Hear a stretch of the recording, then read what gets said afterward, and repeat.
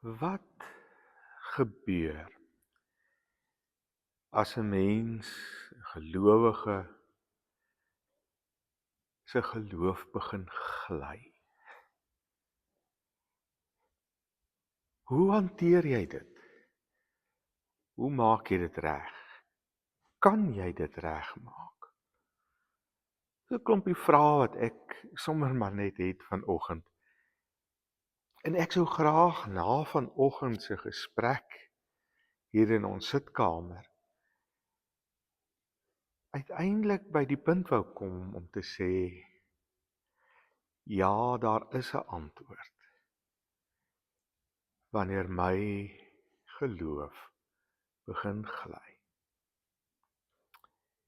Goeiemôre, liewe vriende. Ek is Dominee Leon Forsman en is vir my wonderlike voorreg om weer vanoggend hier in die sitkamer 'n gesprek met julle te voer hierdie week. Sommige net saam te dink oor geloofskwessies, soos wanneer my geloof begin gly. In die proses wil ek graag dan Psalm 73 lees. Pragtige psalm, 'n psalm van Asaf, sê dit, begin dit, en dan lees ons. God is vir Israel baie goed, vir die wat rein van hart is. Tog het ek daaraan begin twyfel. Ek het byna koers verloor, want ek het die hooghartige goddeloses met afguns beheen, toe ek hulle voorspoed sien. Hulle het geen kwellings nie, hulle is sterk en gesond, hulle het nie sorge nie, soos ander mense nie. Hulle het nie teëspoed soos ander nie. Daarom hang die trots aan hulle soos 'n halssnoer, en kleef geweld aan hulle soos 'n kleed. En die weelde van hulle voorspoed, matig hulle enigiets aan. Smalend stook hulle kwaad, hooghartig dreig hulle met geweld. Hulle laster teen die hemel en beledig links en regs op aarde. Doch hang die volk hulle aan en drink gretig hulle woorde in. Hulle vra, hoe sal God dit uitvind? Hoe sal die Allerhoogste dit weet? Dit is hoe die goddelose mense is. So gaan hulle ongehinderd voort om rykdom op te hoop. Dat ek die kwaad vermy het en met 'n eed my onskuld verklaar het dus niks gehelp nie. Want elke nuwe dag het vir my teenslae gebring en elke nuwe môre straf. Maar as ek sou aanhou praat, sou ek die verloon wat aan U behoort. Daarom het ek diep nagedink om dit te verstaan, en was dit vir my bitter moeilik, totdat ek in die heiligdom van God ingegaan het, en besef het wat die uiteinde van die goddelose is. U laat hulle op gladde plekke loop, U laat hulle ondergaan deur hul eie geknoei. In 'n oogwink word hulle iets afgrysliks, gaan hulle ten gronde, tref 'n verskriklike einde hulle. Net soos 'n droom wat ophou, as 'n mens wakker word, so verdwyn hulle, Here, as U ingryp. Toe ek verbitter was en veronreg gevoel het, was ek dom en sonder insig, soos 'n redelose dier. Ek het my teenoor U gedra. Tog was ek nog altyd by U. want U vat my aan die hand. U lei my met U raad, en aan die einde sal U my in ere by U opneem. Daar is niks in die hemel of op die aarde wat vir my meer beteken as U nie. Al is ek afgetakel na liggaam en gees, God is my sterkte. Aan Hom behoort ek vir altyd. Die wat ver van U af is, gaan verlore. U vernietig die wat aan U ontrou is. Maar wat my aangaan, dit is vir my goed om naby God te wees. Ek het die Here my God gekies as my toevlug. Ek sal van al U werke bly vertel.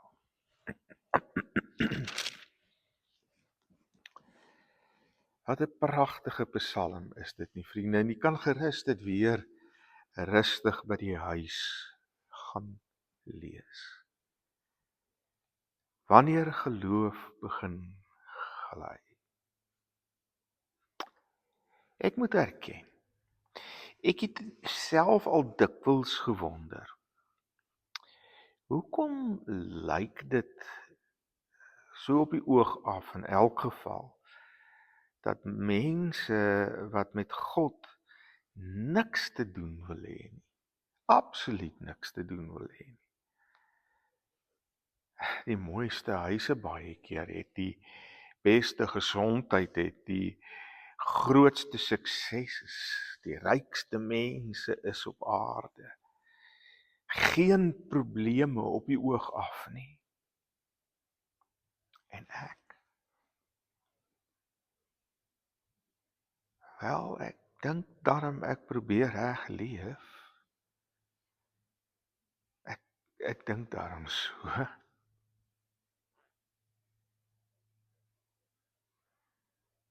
Wanneer Asaf Psalm 73 skryf, en dit is nogal 'n belangrike ding om raak te sien, vriende, doen hy dit nie as 'n ongelowige persoon nie. Hy het net byna sy geloof verloor.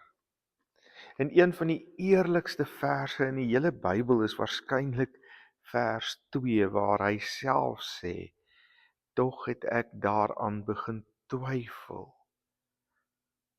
Ek het byna koers verloor. Tog het ek daaraan begin twyfel. Ek het amper koers verloor.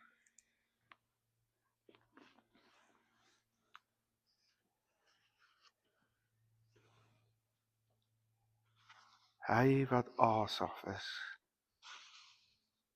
het amper koers verloor. Sy geloof het byna gegly. En dan vind daar 'n gesprek tussen hom en God op 'n manier plaas. En kom ons kyk 'n bietjie hoe hierdie gesprek verloop. Miskien kan ek en jy self iets daaruit leer. Verse 1 tot 12 sou 'n mens soos volg kon saamvat. Asaf kyk na ander mense. As hy vandag geleef het, sou dit waarskynlik 'n kwessie gewees het van hy het die heeltyd reality TV gekyk en die glanspersone gesien hoe dit met hulle gaan en hoe goed dit met hulle gaan. Of hy het sosiale media gevolg en hy het gesien hoe sommige baie suksesvol is en rykdom bymekaar maak sonder grense. Dat dit op die oog af lyk asof hulle gesond is en sterk is en gelukkig is en vol selfvertroue is. En is dan op hierdie punt wanneer hy so na die wêreld kyk, dat hy begin gly in sy geloof. lyk vir Asaf asof God hulle seën en hom vergeet het. Die grootste, en hierdie is belangrik vriende, sien nou ou in hierdie gedeelte is, die grootste probleem begin nie wanneer ons na God kyk nie, maar wanneer ons voortdurend na ander mense om ons kyk en onsself beoordeel teenoor hulle. As ons die heeltyd na ander mense kyk en hulle sukses, jaloers is en naaiwerig is op dit wat hulle sukses is, as dit die fokuspunt is en nie God nie, dan het ons waarskynlik die grootste geloofsprobleem denkbaar ontdek. Verse 13 tot 16 verwoord dan die pynlikste vraag wat daar dan moontlik is in so 'n geval. Het ek dan verniet my hart rein gehou? Was dit dan nou verniet dat ek die Here gedien het? Was dit dan nou verniet dat ek getrou kerk toe gegaan het? Verniet dat ek my lewe probeer inrig en toewy het aan die Here? Was alles dan nou verniet? Dit is belangrik om te verstaan, vriende. Hier het ons nie 'n geval van ongeloof nie. Dit is nie asof Asaf sy geloof in God verloor het nie. Wat ons hier het, is 'n gebroke gelowige, wat maar net probeer verstaan. Ons kom dikwels in sulke gevalle, waar ons wonder oor die goed wat in ons lewens gebeur, en dit ons geloof in 'n sekere sin so 'n knakkie gee en ons begin gly. Beteken nie ons het opgehou glo nie. Dit beteken net dat ons 'n gebroke gelowige is, wat ons omstandighede probeer verstaan. Vers 17 is 'n belangrike keerpunt in die hele gesprek. En dit begin so. Asaf sê, totdat ek, belangrike woord, totdat ek het alles gekyk, ek het na alles gesien, ek het oor alles verbitterd geraak, maar daar's 'n keerpunt. Die keerpunt is, totdat ek in die heiligdom van God ingegaan het.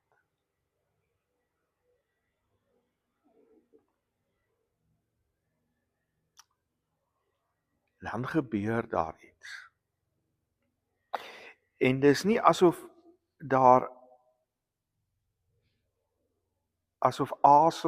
Asaf nou al hierdie goed ontvang wat hy so diep begeer het nie. Maar die oomblik toe hy in die heiligdom ingegaan het, in God se teenwoordigheid ingegaan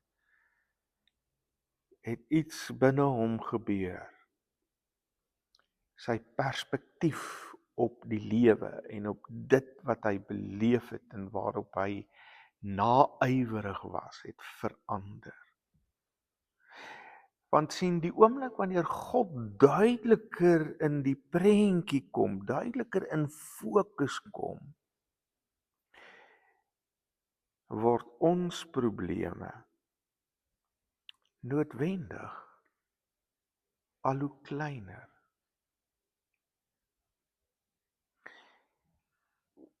Skielik vind die probleme wat ek en jy het, hulle plek binne die geheel van ons lewe. En kan ons voortgaan met ons lewe. Vind daar 'n perspektiefverskil plaas. Kyk wat gebeur wel met Asaf. verse 21 tot 26. Die oomblik wat hy hierdie nuwe perspektief kry, God groter word en sy probleme hulle plek binne die geheel vind, is daar 'n belydenis. En 'n merkwaardige een by dit alles. Dit is 3 woorde lank in 'n sekere sin. Hy sê, ek was dom. Sjoe. Hy sê nie dat dit God is wat verkeerd was nie. Hy sê, dis hy wat verkeerd was. Dis sy perspektief wat verkeerd was. Dan volg daar vir my die pragtigste geloofsbelydenis wat jy kan kry. As hy Asaf bely, weet ek buiten u in die hemel. Buiten u begeer ek niks op aarde nie. Nadat hy met jaloesie begeer het wat hy by die goddeloses gesien het, het hy gegroei en het hy verander en het God in fokus gekom en het daar perspektief gekom op sy probleme en het hy by hierdie belydenis uitgekom. Ek was dom en al wat ek nodig het is, weet ek buiten u in die hemel. Buiten u begeer ek niks op aarde nie. Sjoe, vriende. Nie die rykdom nie, nie die gesondheid nie, nie die sukses nie, nie die glanslewe nie. Ek begeer niks op aarde behalwe u nie.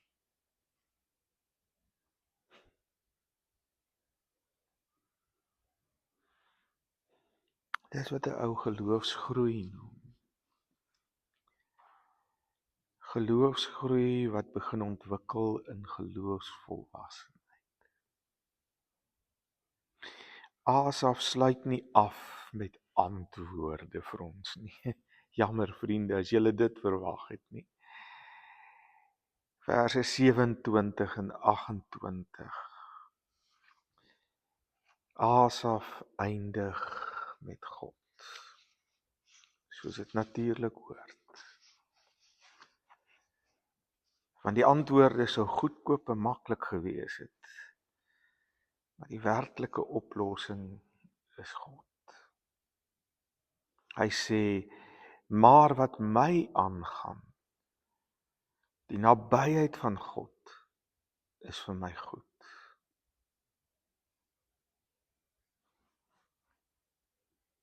Maar wat my aangaan, die nabyheid van God is vir my goed. Nie alles het vir Asaf uitgewerk nie. Die Psalm sê eintlik nie regtig of enigiets vir hom uitgewerk het nie, behalwe dat hy God in fokus gekry het nie. En dit daar 'n stuk geloofsgroei in sy lewe plaasgevind het. Hy sê in der waarheid, God is genoeg. God is genoeg. Ek het niks meer as God nodig nie.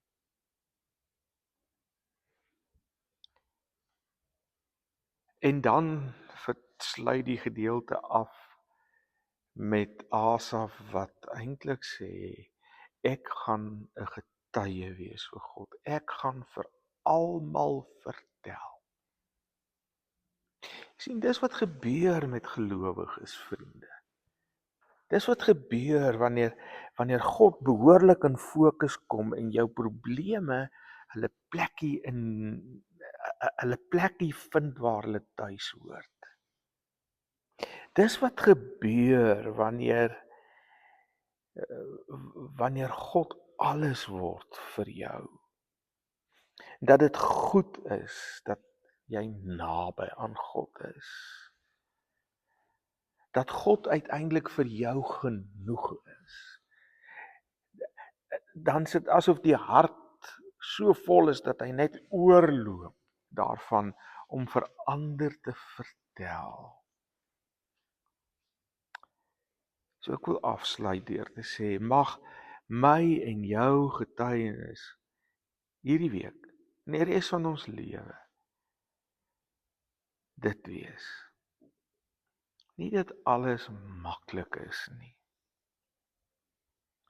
maar dat ons ontdek het, God is nader as wat ons ooit gedink het.